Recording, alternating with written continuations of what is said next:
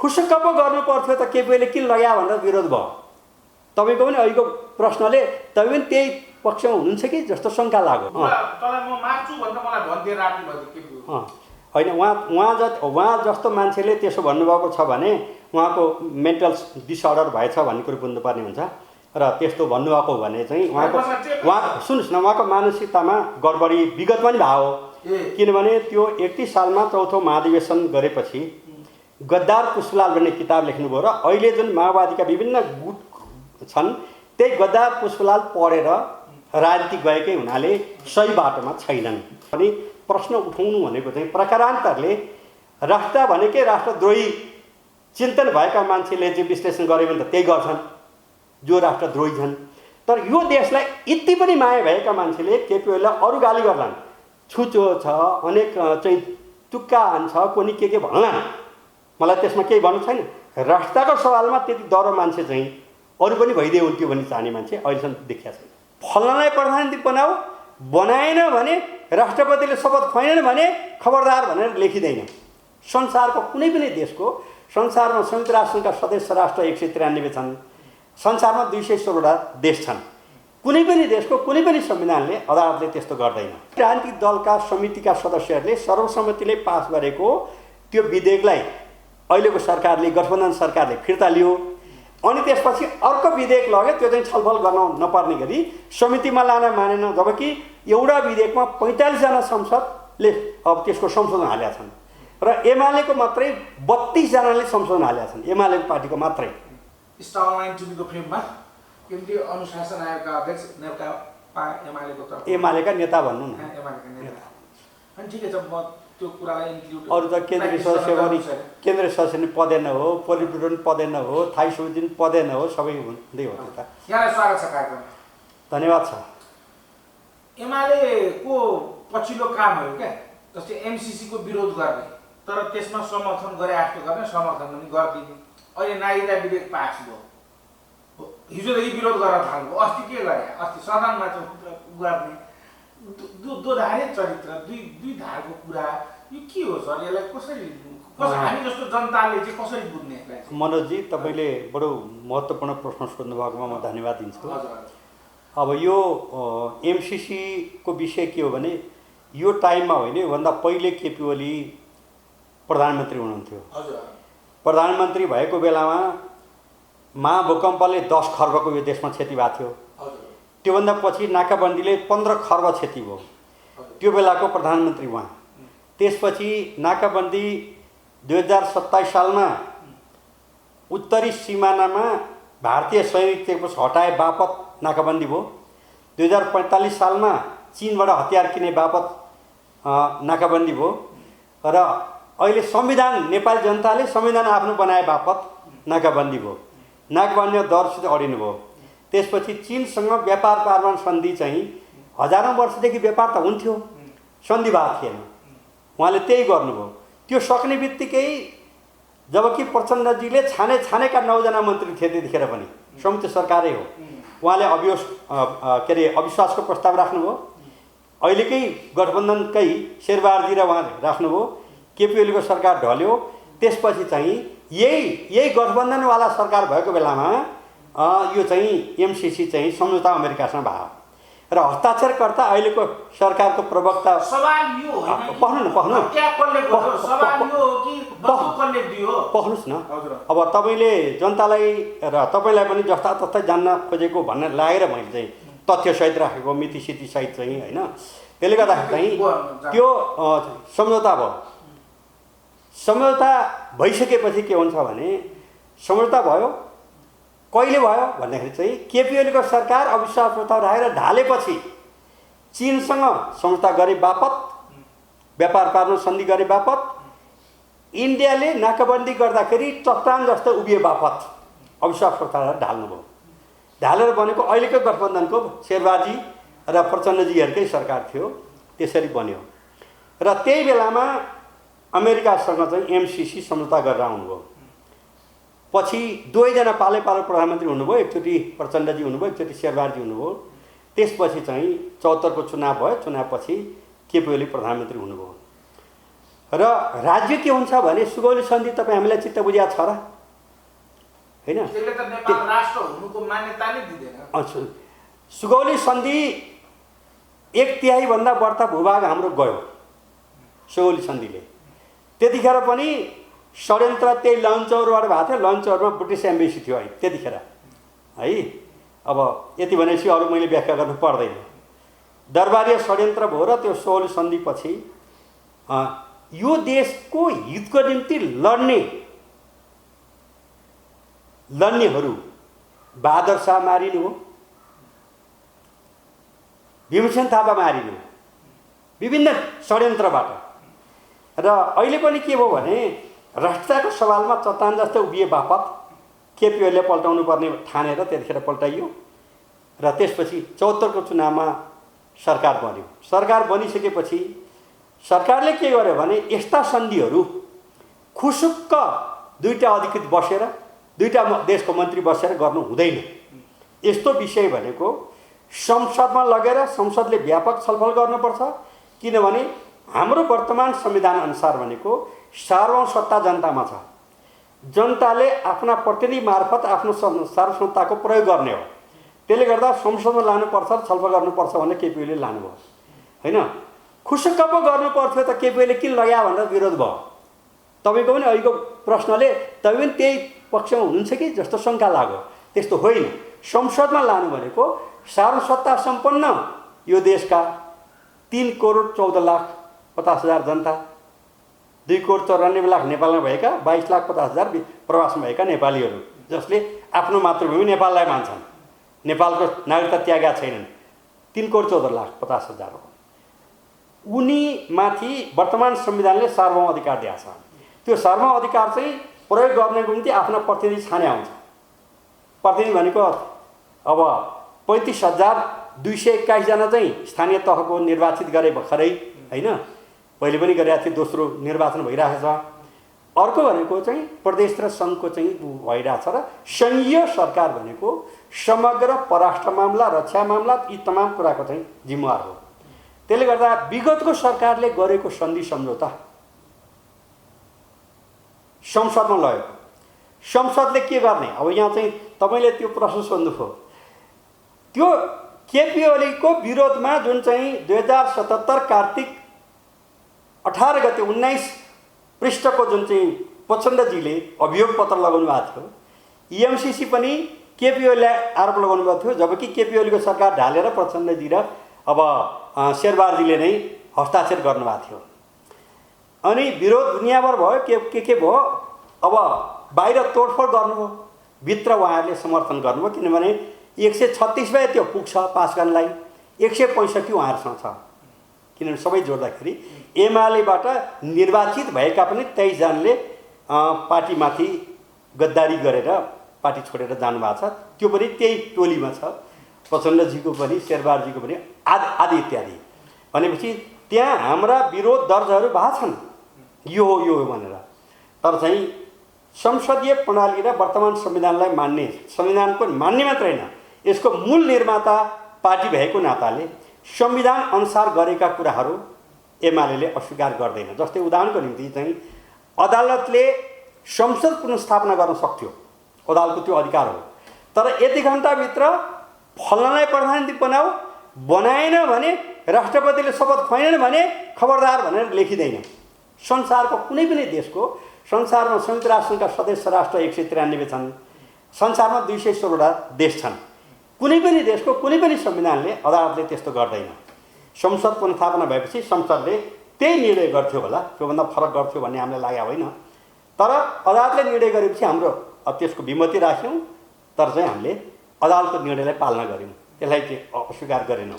भनेपछि हामी के भन्दाखेरि चाहिँ असल भए पनि खराब भए पनि विधिसम्मत भएका निर्णयलाई विमति राख्छौँ होइन।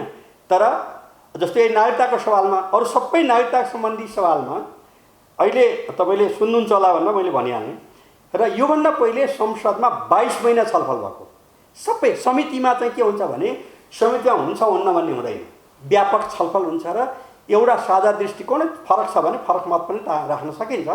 र 22 महिना लगाएर सर्वसम्मतिले पास भएको कुरोलाई चाहिँ विथड्र गरेर, जसमा यो 7 वर्ष थिएन, के अरे 7 वर्ष थियो होइन। विदेशी जस्तो चाहिँ नेपाली चेली भुटान बिहे गरेर गइन् भने त्यो बिहे गरेको चेलीको छोरा जन्मिएर, छोरा वा छोरी जन्मिएर उसले नागरिकता पाएपछि मात्रै आमाले पाउँछिन्। इन्डियामा 7 वर्ष त्यहाँ रेगुलर भएर मात्रै पाइन्छ होइन। अब सिङ्गापुर जस्तो सानो देश अब देश हो, त्यहाँ पनि 2 वर्ष नबसिकन पाइँदैन। यहाँ चाहिँ आएर आज सिन्दुर हाल्ने, भोलि नागरिकता अर्को हातमा दिने गरी चाहिँ ल्याउने काम भयो। के को नि कसरी भयो भन्दाखेरि चाहिँ सबै राजनीतिक दलका समितिका सदस्यहरूले सर्वसम्मतिले पास गरेको त्यो विधेयकलाई अहिलेको सरकारले, गठबन्धन सरकारले फिर्ता लियो। अनि त्यसपछि अर्को विधेयक लग्यो, त्यो चाहिँ छलफल गर्न नपर्ने गरी समितिमा लान मानेन। जबकि एउटा विधेयकमा 45 जना संसदले अब त्यसको संशोधन हालेका छन् र एमालेको मात्रै 32 जनाले संशोधन हालेका छन्, एमालेको पार्टीको मात्रै होइन। तर त्यो कुरा के हुन्छ भने समितिमा चाहिँ संशोधन हालिसकेपछि समितिमा लगेर मात्रै छलफल हुन्छ। त्यो फुल हाउस भने त हुन्छ हुन्न मात्रै हुन्छ, त्यहाँ त अरू निर्णय हुँदैन होइन। तर समितिमा नलागिकन एकै दिन हारुड गरेर उहाँहरूले बहुमत लिएर पास गर्नुभयो। भन्दाखेरि चाहिँ कुरो के छ भने राष्ट्रलाई, राष्ट्रिय स्वाधीनता, राष्ट्रिय एकता, राष्ट्रिय अखण्डता, सार्वभौमिकता, लोकतन्त्रको पक्षमा वर्तमान गठबन्धनको सरकार देखिएन। अनि ओली कुन सा देखिएको थियो? ओली प्रधानमन्त्री रहँदाखेरि उहाँको सरकार कुन सा राष्ट्रिय स्वाधीनता हितको पक्षमा देखिनु भएको थियो? यो त मैले 3,14,50,000 मान्छे मध्ये तपाईँ एकजना मैले भेटेँ, केपी ओलीलाई राष्ट्रियताको पक्षमा नउभिने भनेर। केपी ओली नै हो जसले पख्नु न। अब तपाईँले सोधेपछि मलाई जवाफ दिनुहोस्। मेरो तपाईँ पहिलोचोटि मेरो स्वभाव पनि तपाईँले थाहा पाउनुपर्छ होइन। अब तपाईँले थाहा पनि पाउनु भएको छ। पहिलो नम्बरमा केपी ओलीले होइन राष्ट्रियताको सवालमा वर्तमान संविधान जुन बन्या छ, संविधान रोक्नको निम्ति चाहिँ भारतीय प्रधानमन्त्रीले चाहिँ आफ्नो इन्भोय पठाएको थियो, जयशङ्कर अहिले परराष्ट्र मन्त्री छन् भारतका। र राष्ट्रले दूत, प्रधानमन्त्रीले विशेष दूत पठाउनु भनेको प्रधानमन्त्री आउनु सरह हो रोक्नको निम्ति। अब त्यही त रोक्नको निम्ति आएको थियो। त्यो बेलामा सम्मानित तत्कालीन राष्ट्रपति राममोहन यादवजी 62को आन्दोलनमा एउटै मोटरसाइकलमा, उहाँ पनि चलाउन नजान्ने, म पनि चलाउन नजान्ने, हामी एक दिनमा 14वटासम्म चाहिँ कोण सभा गरेका छौँ 62को आन्दोलनमा। र बागमती पूर्व र कोशी पश्चिमको जनकपुर केन्द्रित भएर कार्यक्रम गरेको। त्यस हिसाबले उहाँसँग मेरो चाहिँ धेरै अब आइजाइ भइराख्ने। र सुशील कोइराला प्रधानमन्त्री र सहकारी मन्त्री हुनुहुन्थ्यो। सहकारी महासङ्घको अध्यक्ष भएको नाताले 15 दिनमा एकचोटि मेरो भेटघाट हुने। उहाँहरू पनि 1 महिना ढिलो गर्ने हो कि इन्डियाले साह्रै दुःख दिन्छ भनेर उहाँहरूले मसँग भन्नुभएको छ होइन। अब त्यसमध्ये सुशीलजी हुनुहुन्न, राममर्जी त सुनिराख्नु भयो होला, हेर्नु होला, उहाँ हुनुहुन्छ। उहाँलाई पनि अलि अप्ठ्यारो हुन्छ कि भनेको थियो। केपी ओलीले डरौसित संविधान ल्याउनुपर्छ उभिनुभयो र अरू विषयमा अपराध गर्दै हिँडेको भए तापनि शेरबहादुर देउवा पनि संविधान ल्याउनुपर्छ भन्ने मान्छे हो होइन। विजय गजदारजी पनि ल्याउनुपर्छ भन्ने मान्छे हो। कृष्ण सिटोला पनि ल्याउनु पर्ने हो। म चाहिँ असल काम गरेको भने कतिखेर के विरोध भयो त्यो सधैँ त्यो होइन। संविधान ल्याउने बेलामा त्यो पार्टीभित्रको उहाँहरू डरसित आउनु र मूल नेतृत्व केपी ओलीले गर्नुभयो। यसरी संविधान आयो, नत्र संविधान आउँदैन थियो। संविधान ल्याए बापत सुन्नुहोस् न, पढ्नुहोस् न, संविधान ल्याए बापत नाकाबन्दी गर्यो इन्डियाले। त्यो बेलामा सिङ्गो नेपाली जनताको साथ लिएर चाहिँ नाकाबन्दीसँग फेस गर्ने काम भयो। राजा महेन्द्रले पटक पटक प्रयत्न गरेर नभइरहेको चाहिँ अब व्यापार पार्वन सन्धि, किनभने इन्डियासँग 1880 किलोमिटर सिमाना जोडिया छ, चाइनासँग 1408 किलोमिटर सिमाना जोडिया छ। यद्यपि समुद्र सतह पुग्नलाई 4200 किलोमिटर जानुपर्छ हाम्रो सिमानाबाट, तर पनि व्यापार पार्वन सन्धि भयो। किन भन्दाखेरि चाहिँ त्यो भइसकेपछि नाकाबन्दी गर्ने कुरोको निम्ति कमसेकम इन्डिया वेस्टिजबाट चाहिँ भूपर्वतीय स्थितिमा लग्ने काम केपीले गर्नुभयो। अर्को कुरा, यो पछिल्लो प्रधानमन्त्री भइसकेपछि 2000 सुगौली सन्धिको बेलामा लिम्पियाधुरा लिपुलेख कालापानी नेपालको थियो र त्यो चाहिँ 2018 साल इस्वी सम्वत 1962 भारत र चीनको भयानक युद्ध भएको थियो। युद्धको बेलामा त्यतिखेर राजा महेन्द्र 17 साल पौष गते कु गरेर सर्वे सर्वा सार्वभौम अधिकार आफ्नो हातमा लिएर गरेको थियो। त्यो बेलामा चीनको विरुद्धमा लड्नको निम्ति लिपुलेख, कालापानी र लिम्पियाधुरा चाहिँ इन्डियालाई दिने काम भएको थियो होइन। भेषवार थापाजीको बताइ सुन्नु होला एकचोटि। उहाँको भनाइअनुसार हामीले चाहिँ युद्ध उन्जेलको निम्ति मात्रै दिए त्यतिखेर, तर छोड्दै छोडेन भन्नुभएको थियो। एउटा त के छ भने पृथ्वीनारायण शाहले एकीकरण गरेको यो देश चीनको विरुद्धमा युद्ध लड्नको निम्ति इम्पियादुरा लिपुले एउटा कालापानी भारतलाई बुझाइयो। अब त्यो 18 सालमा 2018 सालमा राजा महेन्द्रको बेलामा। अनि त्यसपछि चाहिँ पृथ्वीनारायण शाहले बार भन्ने गरेको के छ भने परराष्ट्र नीति भनेको हामी उहाँलेको शब्द दुई ढुङ्गाको तरल भनेपछि एउटाको विरुद्ध अर्कोलाई कहीँ पनि हामीले उचाल्नु हुँदैन, दुवैसँग सन्तुलित सम्बन्ध राख्नुपर्छ भन्ने बनायो। त्योभन्दा पछि एकीकरणको क्रममा पृथ्वीनारायण शाहले कति गर्नुभयो, बहादुर शाहले त्योभन्दा धेरै गर्नुभयो। भीमसेन थापा नभएको नेपाल रहने थिएन। भीमसेन थापाले त्यो ठुलो काम गर्नुभयो। तर ती सबै बहादुर शाह पनि मारिनुभयो र भीमसेन थापा पनि मारिनुभयो होइन। अनेक षड्यन्त्रबाट षड्यन्त्रको चाहिँ केन्द्र भाग भनेको त्यही लैनचौर हो। त्यतिखेर ब्रिटिस एम्बेसी थियो। तपाईँलाई थाहा छ कि छैन, नेपालको विदेशमा ब्रिटिसमा पनि नेपालको एम्बेसी 207 वर्ष पहिलेदेखि थियो है।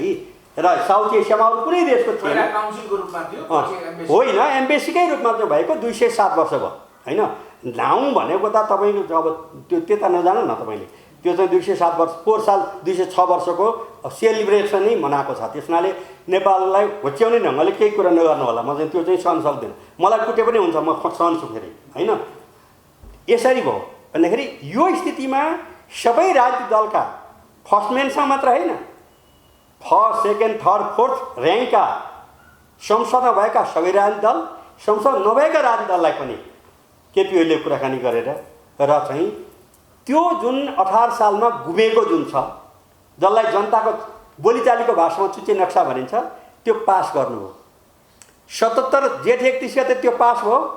त्यसपछि बसेको थाई समितिको बैठकमा चाहिँ 3 वर्ष एउटै कमिटीमा बसेको मेरा मित्र प्रचण्डजीले, 38 वर्ष एउटै कमिटीमा बसेका मेरा मित्र माधव नेपालले, 38 वर्ष एउटै कमिटीमा बसेर काम गरेको जेएन खनालले, 38 वर्ष एउटै कमिटीमा बसेर काम गरेको वामदेवले र त्यसपछि उहाँहरूले आजै केपी ओलीलाई चाहिँ होइन अध्यक्ष र प्रधानमन्त्री हटाउनुपर्छ भनेर सुरुवात त्यहाँबाट गर्नुभयो।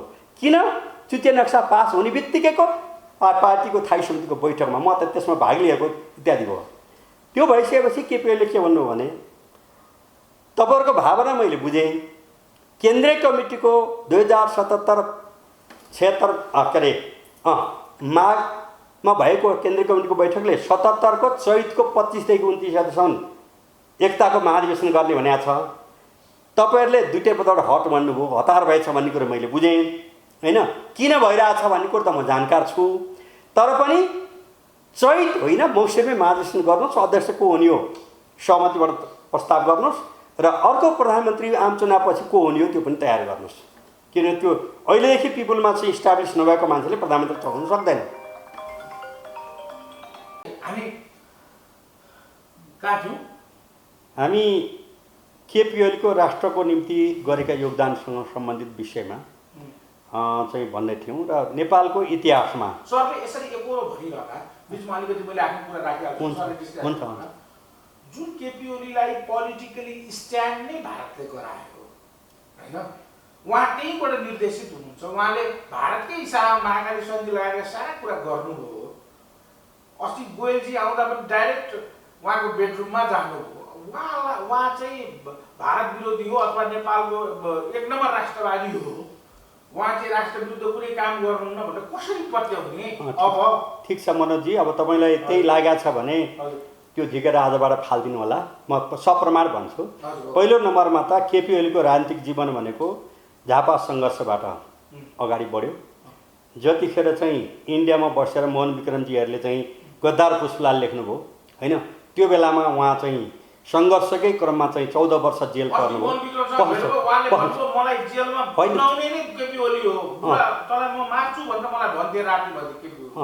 होइन उहाँ जस्तो मान्छेले त्यसो भन्नुभएको छ भने उहाँको मेन्टल डिसअर्डर भएछ भन्ने कुरो बुझ्नुपर्ने हुन्छ। र त्यस्तो भन्नुभएको भने चाहिँ उहाँ सुन्नुहोस् न, उहाँको मानसिकतामा गडबडी विगतमा पनि भयो। किनभने त्यो 31 सालमा चौथो महाधिवेशन गरेपछि गद्दार पुष्पलाल भन्ने किताब लेख्नुभयो र अहिले जुन माओवादीका विभिन्न गुट छन् त्यही गद्दार पुष्पलाल पढेर राजनीति गएकै हुनाले सही बाटोमा छैनन्। त्यसको बढाउने पनि उहाँ मूल हो। उतिखेर पनि पुष्पलालको प्रभाव कस्तो बढेको थियो भने लुम्बिनीमा त प्रत्येक घरमा कम्युनिस्ट पार्टीको एउटा सदस्य कम्तीमा हुन्थ्यो। जमिनदारको घर छ भने हरुवा उसको पार्टी सदस्य हुन्थ्यो। त्यो बेलामा गद्दार पुष्पलाल लेख्नुभयो र कम्युनिस्ट आन्दोलनलाई कमजोर बनाउनु भयो। अहिले पनि कम्युनिस्ट पार्टीको सरकार बहुमतको सरकारलाई गिराउनको निम्ति एक सिट भएको उहाँ नवारदेखि लाग्नुभयो भनेपछि उहाँको अवस्था के हो, उहाँ के कुन चेतनामा हुनुहुन्छ, कम्युनिस्ट आन्दोलनलाई अब कस्तो बनाउनुहुन्छ भन्ने बारेमा यति भनेपछि अर्को व्याख्या होइन। त्यसले गर्दा केपी ओली भनेको त्यो हिसाबले 27 सालमा झापा जिल्ला कमिटीको सचिव भएर अगाडि बढ्नुभएको व्यक्तित्व र जेल नेलमा पर्दाखेरि त्यतिखेर तपाईँलाई एउटा भनौँ होइन, अब यो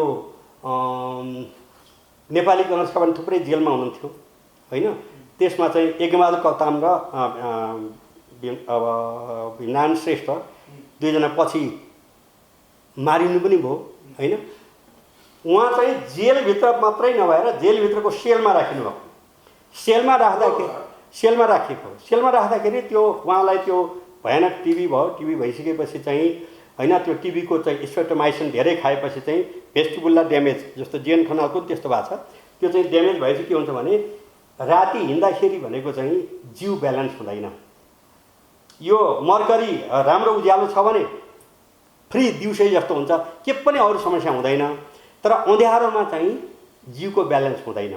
त्यो खालको अवस्थामा जेलभित्रको सेलमा भएको यज्ञबहादुर कप्तानजी र त्यो श्रेष्ठजीले जो मारिनुभयो पछि नेपाली काङ्ग्रेसका नेताहरू उहाँ होइन, उहाँहरू चाहिँ अनि यसो गएर हेर्नुहुँदो रहेछ क्या जेलभित्रको सेलमा होइन। उहाँहरूले भन्नुभएको लेख्नुभएको पहिलेको कुराहरू म बताउँदैछु। यसबारेमा अलिकति आरके मैनालले पनि लेखेका छन् त्यो उसमा। अनि 2 दिनसम्म त्यो होस नआएको, त्यो बेहाल भएको देखेपछि अब गयो होला भनेर हेर्न जानुपर्छ। अनि यसो पिरले क्या हेर्ने, यज्ञजी यो देशमा गणतन्त्र नल्याएसम्म, क्रान्ति नभएसम्म म मर्दिनँ, मर्यो कि भनेर हेर्नुभयो हो भनेर भन्नुभयो अरे भनेर उहाँले लेख्नु भएको छ। यो के हो भन्ने बारेमा आरके मैनालीको किताबले बताएको छ यो होइन। त्यसले गर्दाखेरि चाहिँ केपी ओली भनेको आफू मरेर पनि देशलाई बचाउनको निम्ति लागिरहने हो। र राजा महेन्द्रलाई देशभक्त भन्छन् धेरैले, र महेन्द्रले गुमाएको त्यो अब चाहिँ चुच्चे नक्सा चाहिँ लिएर आउने कुराको लिडिङ उहाँले गर्नुभयो। र गर्नुभयो मात्रै होइन, उहाँले त्यो गराए बापत उहाँलाई आजै जेठ 31 गते चुच्चे नक्सा सर्वसम्मतिले पास हुन्छ। म ती सबै राजनीतिक दलले त्यो पास गर्नु उहाँलाई म तपाईँको मिडिया मार्फत नमन गर्छु सबैप्रति। र उहाँले हरेक पार्टीका फर्स्ट मेन अध्यक्ष मात्रै होइन, फर्स्ट सेकेन्ड थर्ड फोर्थ लिडरसँग चाहिँ बार कुरा गर्नुभयो। र त्यो नक्सा पास गरेपछि चाहिँ त्यसपछि बसेको थाइसुमको बैठकमा चाहिँ आजै पार्टी अध्यक्ष र दुईटै पार्टी एकता भएको छ। एकता केन्द्रमा बाहेक कहीँ पनि एकता भएको छैन, प्रदेश भएको छैन, अब जिल्ला भएको छैन, कहीँ केही भएको छैन। आजै हट्नुपर्छ प्रधानमन्त्री अध्यक्षबाट भनेर प्रचण्डजीले भन्नुभयो। त्यसपछि मैले उहाँसँग अब चाहिँ झन्डै 3 वर्ष एउटै कमिटीमा बस्यो। तर 38 वर्ष एउटै कमिटीमा बसेको माधव नेपाल क्रमशः है, प्रचण्डले पहिले बोल्नुभयो, त्यसपछि माधव नेपाल, त्यसपछि जीएन खनाल, त्यसपछि वामदेव गौतमले होइन आजै दुईटै पदबाट हट्नुपर्छ भनिसकेपछि मैले अघि पनि बताएँ केपी ओलीले तपाईँहरूलाई हतार भएछ, यसो गरौँ, म अध्यक्षमा पनि दाबी गर्दिनँ, अर्को आम चुनावपछि प्रधानमन्त्री पनि तपाईँहरूको हुने तयार गर्नुहोस् भने हिँड्नुभयो।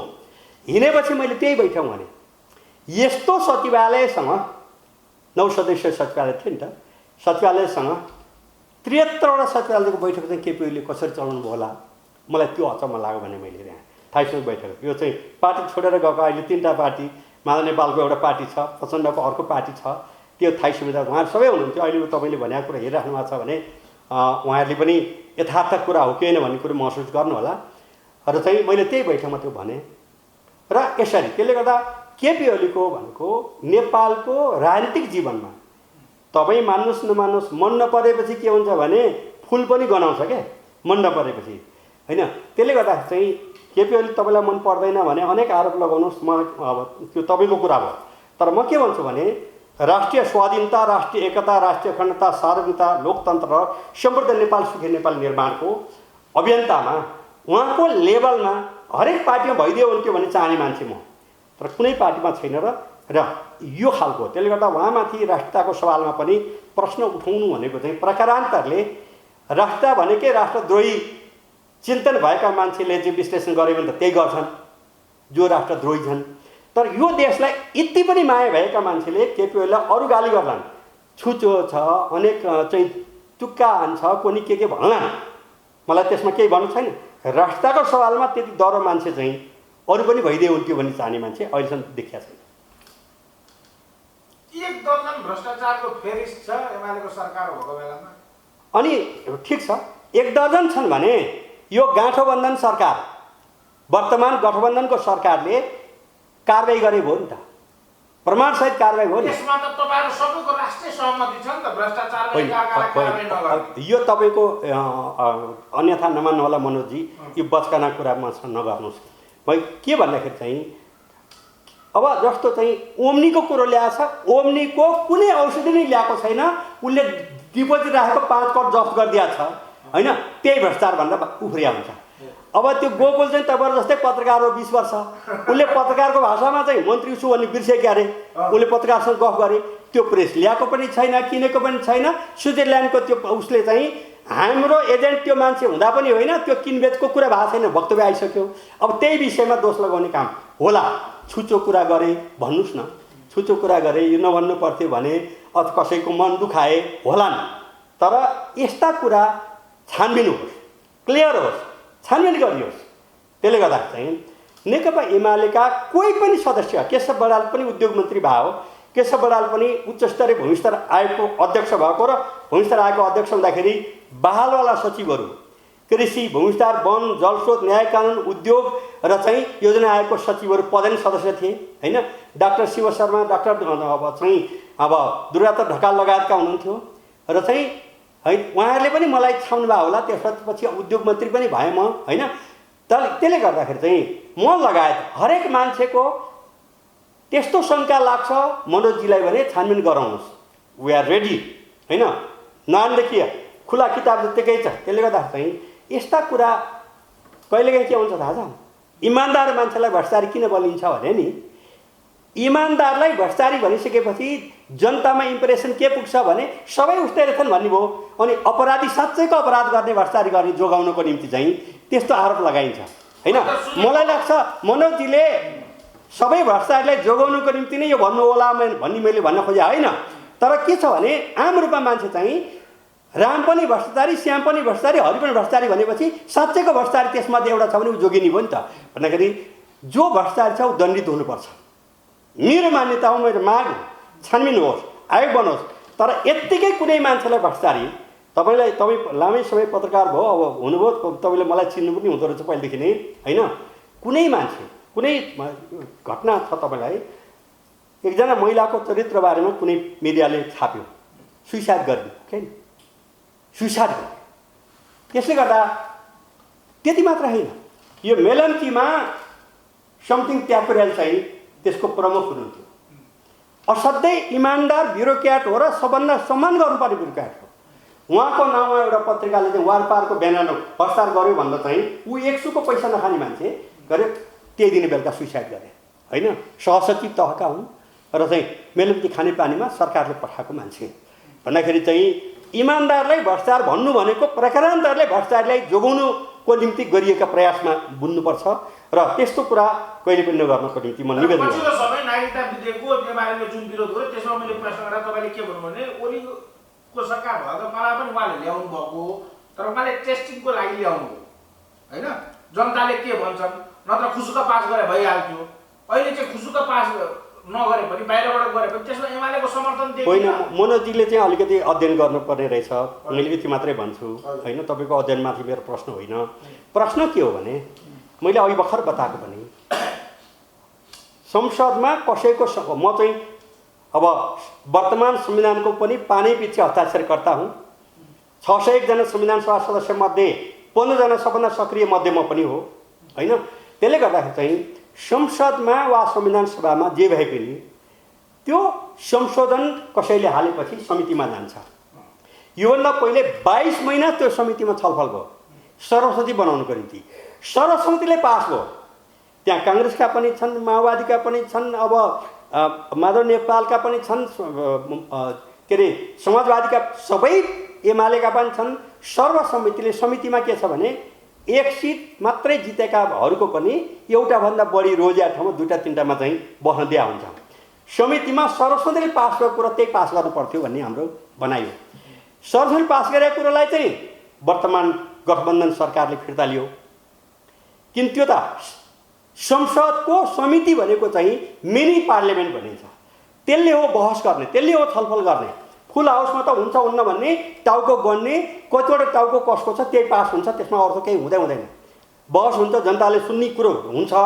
तर समितिको कुरो भने चाहिँ समितिमा सामान्यतया तर्कले, विवेकले, विषयले निर्धारण गर्छ। यो नागरिकता सम्बन्धी विधेयक 22 महिना छलफल गरेर फुल हाउसमा गएको थियो। त्यसलाई चाहिँ अहिलेको शेरबारजी, मेरा मित्र शेरबारजी 48 सालदेखि हामी सँगै छौँ संसदमा। त्योभन्दा पहिले आन्दोलनमा पनि म 2023 सालको डिआइजी नारायण सिंह काण्ड विरोधी सङ्घर्षमा पनि प्रहरीको लाठी खाएको मान्छे 23 सालको। त्यसपछि सिक्किम विलयपछिको चाहिँ कति लाठी खाइयो होइन। हरेक यो देशको आन्दोलनमा 36 सालको भन्नुहोस्, 42 सालको भन्नुहोस्, 46 सालको आन्दोलनमा त 9 जिल्लाको इन्चार्ज हुँ म ललितपुरमा होइन। अब सागरमान र ज्ञानबहादुरको हत्यापछि ललितपुर मुक्त घोषणा हामी बसेर गऱ्यौँ। त्यसले गर्दाखेरि चाहिँ शेरबारजी पनि 46 सालको आन्दोलनमा पनि सँगसँगै आन्दोलनमा अब उहाँ नै चाहिँ अलिक अब बाहिरतिर हुनुहुन्थ्यो लामो समयसम्म होइन। जे भए पनि हामी सँगै छौँ। त शेरबारजीको नेतृत्वमा लाई म के भन्छु भने उहाँले त्यो 22 महिना छलफल गरेर ल्याएको चाहिँ जुन नागरिकता सम्बन्धी ऐन, जसमा प्रवासमा रहेका नेपालीहरूको समस्या सम्बोधन गरेका छ र थुप्रै बाबामा चाहिँ नागरिक छन्, छोराछोरी नागरिकता हुन नपाएर चाहिँ बिजोग भएको छ, ती सबै संशोधन त्यसमा भएको छ। खालि एउटा कुरो त्यसमा के थियो भने अहिले उहाँहरूले ल्याउनु भएको भन्दा विदेशमा अब भारतमा चाइनाको 1 अरब 40 करोड पपुलेसन छ, भारतको 1 अरब 35 करोड पपुलेसन छ।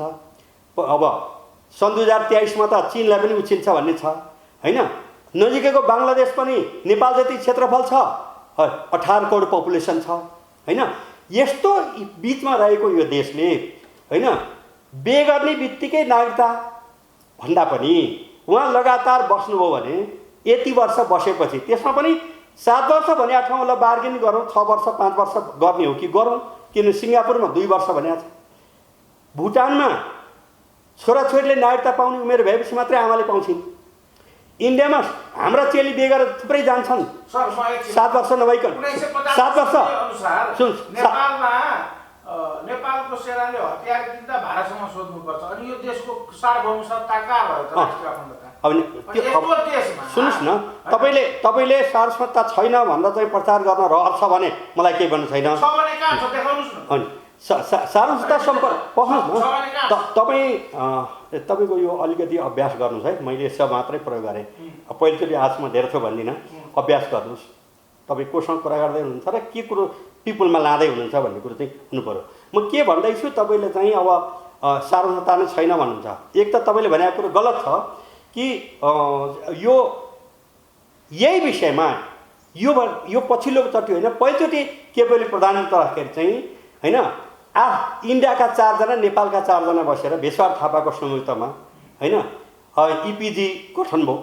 त्यो गठनले नेपालको इतिहासदेखि वर्तमानसम्म भएका सबै खालका सन्धिको पुनरावलोकन गरेर अगाडि बढाउने कुरामा 8 जना दुवै देशका चाहिँ जिम्मेवार व्यक्तित्वहरूले चाहिँ सही गरेका छन् र त्यो सही गरेका छन् बुझ्न चाहिँ इन्डियाको प्राइम मिनिस्टरले मानेका छैनन्।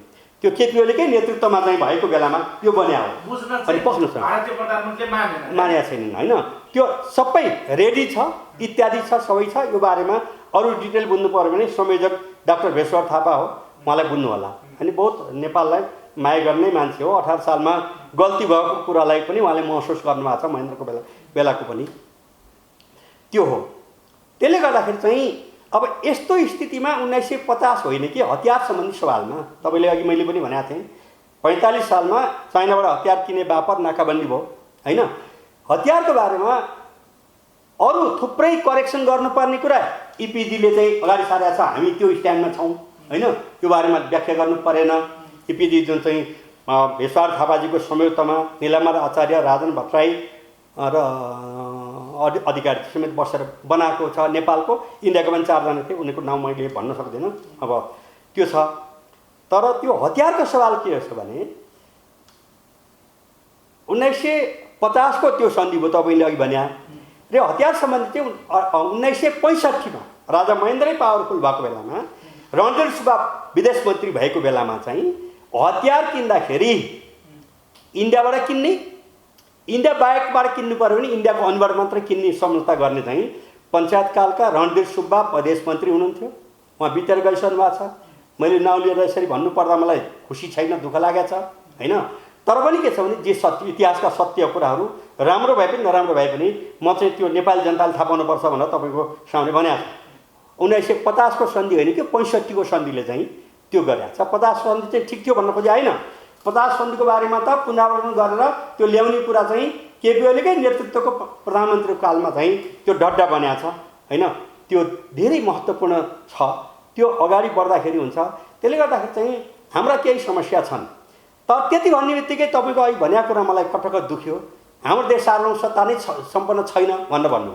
तर त्यसो भए अमेरिकाको फौज होइन नागासाकी र हिरोसिमामा चाहिँ बमबार्डिङ गरेपछिबाट जापानको संविधान अमेरिकाले बनाएर यही लागू गर भनेर दियो र अमेरिकाको 750 ठाउँमा अमेरिकन सैनिक भएको ठाउँमा सबभन्दा धेरै भएको ठुलो सैनिक अखाडा भनेको जापानमा छ, दोस्रो ठुलो जर्मनमा छ, तेस्रो ठुलो साउथ कोरियामा छ होइन। भन्दाखेरि चाहिँ 750 ठाउँमा छन् र 80वटा देशमा चाहिँ अमेरिकन फौज छन्। सबभन्दा थोरै भएको 4 हेक्टरको क्षेत्रफलमा चाहिँ अखाडा छ होइन। अब कयौँ त समुद्रको बिचमा छ, विभिन्न ठाउँमा विभिन्न टार्गेट गरेर बनाएका। भन्दाखेरि चाहिँ अब जापान स्वतन्त्र छैन भन्नुहुन्छ के हुन्छ, तर नेपालमा त विदेशी फौज त छैन नि त। कमसेकम चाहिँ ठाइमा बसेको चाहिँ लुकीछिपी आएको भए अब अस्ति यही हाम्रो शेरबहादुरजीहरूले चाहिँ सार्वभौमसत्ताको परीक्षण गर्नुभयो। अब होइन, मैले चाहिँ अब जस्तो भनौँ हिजो अस्ति चाहिँ अब एसपीपी पास गर्न खोज्दै हुनुहुन्थ्यो, हाम्रो व्यापक विरोध भयो। त्यो चाहिँ उहाँहरूले पत्र लेखेँ भन्नुभयो, लेखेपछि पनि दिनमा आइन्छ। 1 महिनापछि अस्ति 9 गते, यही साउन 9 गते चाहिँ पठाएँ भनेर चाहिँ हाम्रो मेरा मित्र चाहिँ होइन परराष्ट्र मन्त्री खड्काजीले चाहिँ त्यहाँ व्यक्त गर्नुभएको छ। आशा गरौँ होइन। त्यसले गर्दा राष्ट्रको सवालमा थाहै नपाएपछि के लाग्छ। अनि महाकाली सन्धि केपीले पास गरे भन्नुभयो तपाईँ त्यतिखेर जनिन भएको थियो होला जुङ्गा हेर्दाखेरि। कुरो के हो भने त्यो बेलामा पनि प्रधानमन्त्री पख्नुहोस् न, सुन्नु न, होइन मैले चाहिँ अब अवधिको हिसाबले त्यो बेलामा प्रधानमन्त्री शेरबहादुरजी हुनुहुन्थ्यो र जलस्रोत मन्त्री परशुराम शमशेर हुनुहुन्थ्यो र एमालेको अध्यक्ष के अरे महासचिव माधव नेपाल हुनुहुन्थ्यो र केपी ओली भनेको पोर्टफोलियोमा कहीँ हुनुहुन्थेन। अनि केपीलाई चाहिँ दोष लगाएर अरूलाई चाहिँ उ गर्ने कुराहरू चाहिँ गलत हो। केपी ओली होइन, सुन्नुहोस् न, तपाईँले यो कुरो भनिरहँदाखेरि म अलिक गम्भीर भएँ। म भन्छु तपाईँ या त देशद्रोहीहरूको पक्षमा चाहिँ उभिन थाल्नु भएको छ या त अज्ञानताको चरम खाडलमा हुनुहुन्छ। त्यस हुनाले यस्ता असत्य कुराहरू, यस्ता असत्य झुट बेइमान कुराहरू नेपाली जनताको सामनेमा अबदेखि उपरान्त नराख्नु होला मैले निवेदन गरेँ तपाईँलाई। मनोजजी मैले एकदम डरसले भनेको छु मनोजजी, तपाईँलाई जनताको अगाडि तपाईँले फटा कुरा ढाँट कुरा नराख्नु, सत्य कुरा राख्नुहोस्, सत्य कुरा राख्नुहोस् होइन। जुन बेलामा प्रधानमन्त्री शेरबहादुरजी हुनुहुन्छ अनि जलस्रोत मन्त्री चाहिँ परशुराम शमशेर हुनुहुन्छ र चाहिँ एमाले सरकारमा पनि छैन अनि पार्टीको पनि महासचिव चाहिँ माधव नेपाल हुनुहुन्छ अनि केपी ओली माथि हमला गर्नुहुन्छ भनेपछि चाहिँ किन हो भने केपी ओलीले राष्ट्रको सवालमा चाहे त्यो चुटे नक्सा पास गराउने कुरा भन्नुहोस्, चाहे चीनसँग व्यापार पार्ने कुरा भन्नुहोस्, चाहे इन्डियाले हर्काउँदा भन्नुहोस्। सरलाई भोक लाग्यो भने चित्र कोरेर स्यान्डविच बर्गर बनाएर दिउँ तपाईँलाई चित्रमा, त्यसले भुँडी अगाउँछ। अनि तपाईँले भन्न खोजेको के, तपाईँले भन्न खोजेको यहाँ पनि तपाईँ चाहिँ चुक्नुभयो। यहाँ पनि तपाईँले के भन्नुभयो, चुटे नक्सा पास गरेर के हुन्छ र भन्नुभयो। तपाईँलाई म बताउँ, पख्नुहोस् न, तपाईँले यी कुरा के भन्दाखेरि 18 सालमा जसले दिए तिनका छाउरा छाउरी छन्, तिनलाई चाहिँ दरसित सोध्नुहोस्। हामीले त कमसेकम चाहिँ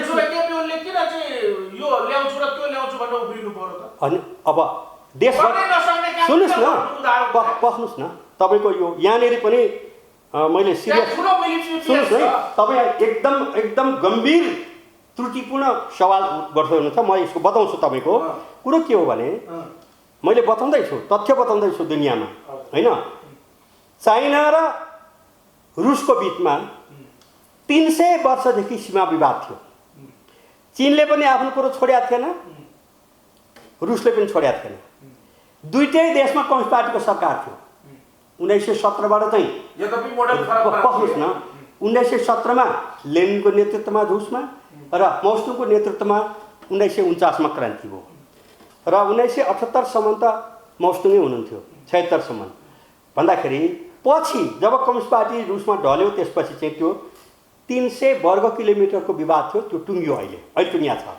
इन्डिया जनसङ्ख्यामा सन् 2023मा चाहिँ चाइनालाई उछिन्छ भन्ने कुरो न्युजमा आइरहेछ, सुन्नुभयो होला तपाईँले पनि होइन। तर इन्डिया र चाइनाको बिचमा चाहिँ 38,000 वर्ग किलोमिटरको विवाद छ, अरुणाचलसँगै र अन्त पनि ठाउँ ठाउँको जोड्दाखेरि चाहिँ।